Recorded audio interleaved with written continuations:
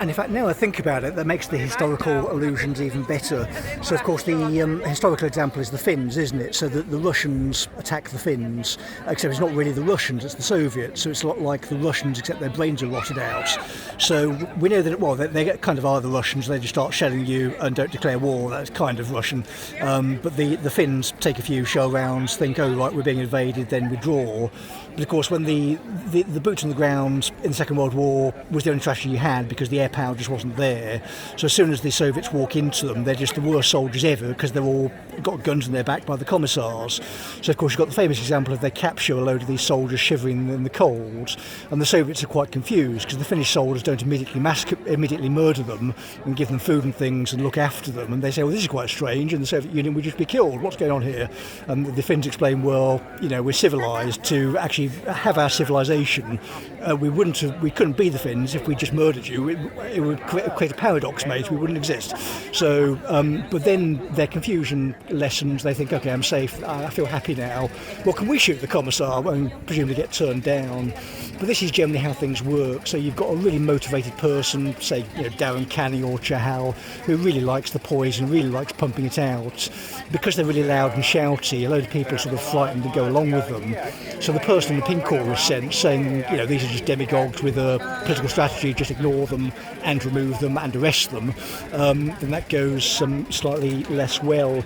But it's sort of like a digital equivalent. So we're not the Finns, we're the Celts. And of course we're in a world where there's a satellite in space, so we have ultimate air power because we can just kill people via satellites.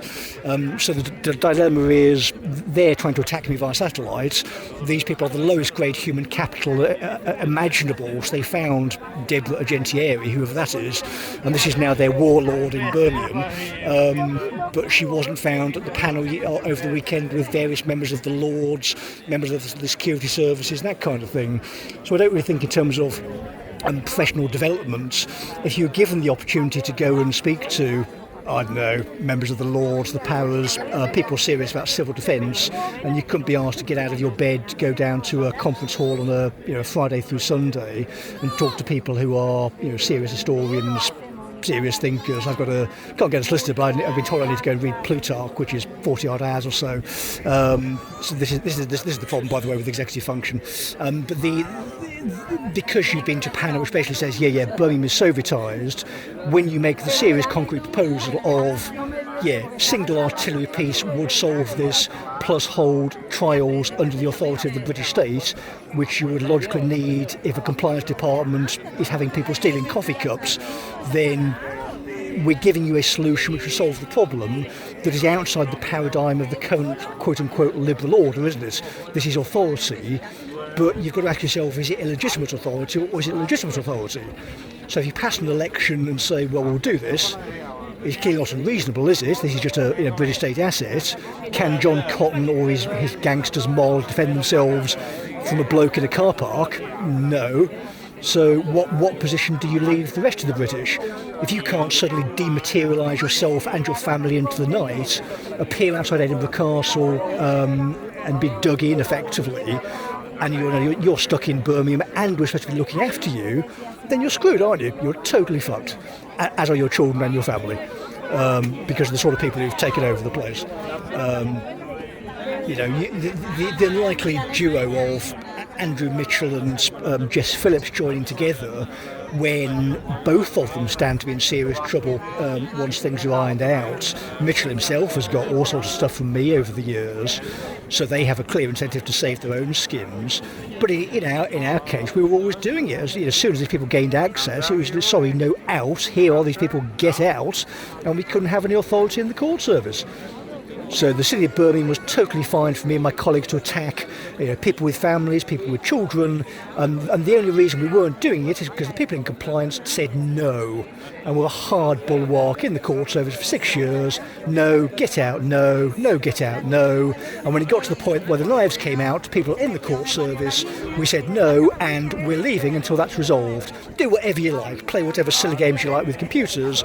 Until the knife men go away, we're not playing any further. You sort that out. out via the commissioners, or don't come and talk to me. The current position, I think, is they're lying about speaking to members of my family, that kind of stuff. So this is what kind of city it is. The City of Heart, as it's called. But again, Poochie can't vanish in a global communications network. If you've got a camera, you can find these people really easily, stick them on no-flight lists. The Americans are kicking off and looking after some of our guys. Given that we know who controls the satellites, it's our people. They're all friendly. All our opponents are hiding. But, if you want to do some good in the world, go and find these crooks. So Birmingham's Ball Street Court is a court. They can't prevent you going in. This is where justice is administered. So if you can't find senior members of Birmingham Labour and their court service, then you're looking at the post-modernisation of a British court, aren't you?